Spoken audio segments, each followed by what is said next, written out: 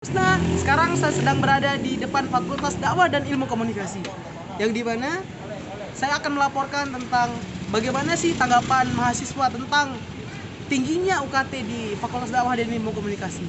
Karena sejatinya sekarang sudah disamaratakan karena minimal 3 juta untuk UKT tersebut. Mungkin saya akan langsung wawancarai salah satu mahasiswa yang ada di Fakultas Dakwah dan Ilmu Komunikasi tentang tingginya UKT yang ada di sini. Nah, namanya siapa? Nama saya Andi Gunawan. Bagaimana menurut Mas Andi tentang UKT di Fakultas Dakwah ini? Baik, kalau berbicara masalah UKT tentu ada yang namanya dari per angkatan itu, katakanlah yang dari angkatan 2019 itu dia ada yang 2 juta, ada yang 1.500.000.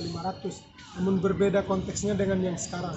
Yang sekarang yang angkatan 2020-21 itu ada kenaikan UKT yang dialami oleh teman-teman yang baru masuk, mulai dari 3 juta dan bahkan ada yang 4 juta juga.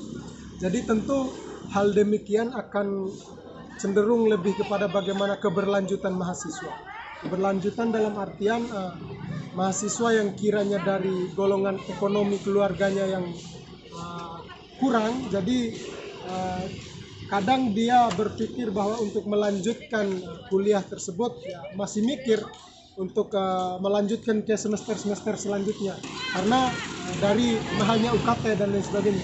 Bahkan ketika ada pengajuan pengurangan UKT, saya pikir itu juga kurang efektif untuk outputnya untuk mahasiswa, karena kalaupun ada pengajuan berkas untuk pengurangan UKT itu hanya sebatas 200-300 saja yang dipotong.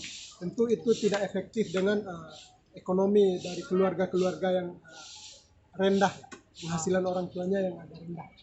Baik, terus bagaimana menurut Anda tentang solusi, atau mungkin Anda punya solusi tentang UKT yang begitu tinggi? Baik, terkait mungkin dengan solusi, yang pertama kemarin sempat kita melakukan aksi demonstrasi untuk bagaimana mendesak pihak universitas dan juga pihak fakultas untuk bagaimana menyelesaikan persoalan yang ada di fakultas ini dengan satu masalah, yaitu meningkatnya UKT ya.